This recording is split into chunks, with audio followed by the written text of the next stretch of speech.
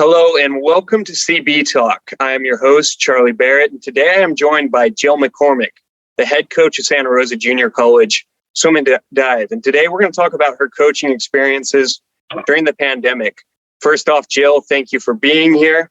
And let's just get right into the first question.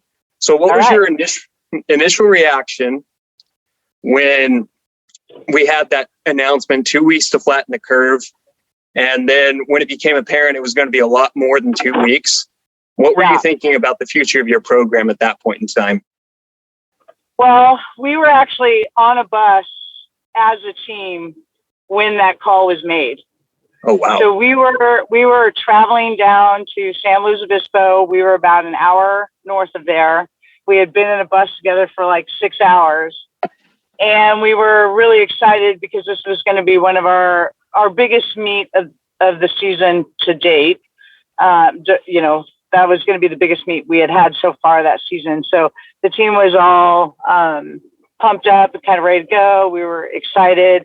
And, there was this talk about COVID and what was going on. And we literally were sitting there and the coaches are sitting in the front of the bus and all this stuff starts pinging through on like our ESPN apps or KMBR apps or whatever. And it's like Warriors cancel first home game, first team in the NBA to cancel a home game due to COVID.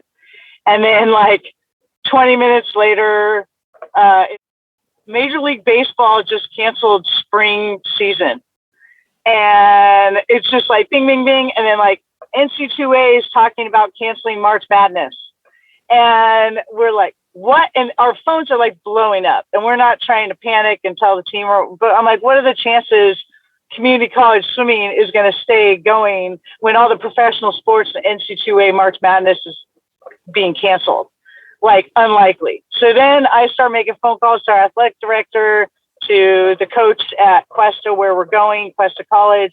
And we're like, are we still on? Are we still allowed to go? And everyone's like, yeah, as long as the meet's still on, you can go.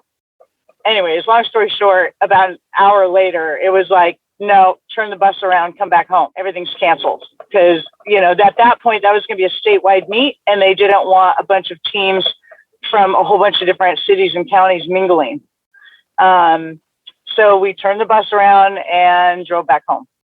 Yeah, I remember the dominoes starting to fall, and it was an interesting time for sure. So during shelter in place, a time when you couldn't physically be together, what were some things you did to generate a sense of togetherness with your team? We did like a weekly team Zoom meeting. I had, and that often was just kind of a check-in and updates, because like every week we had some sort of different information. I mean, when everything shut down, first of all, we thought it was just going to be a couple of weeks, and then weeks turned into months, and then months turned to our season's not going to happen this year. And then at that point, we were just trying to wrap things up and get our student athletes that wanted. One more for you, and then we'll get you going.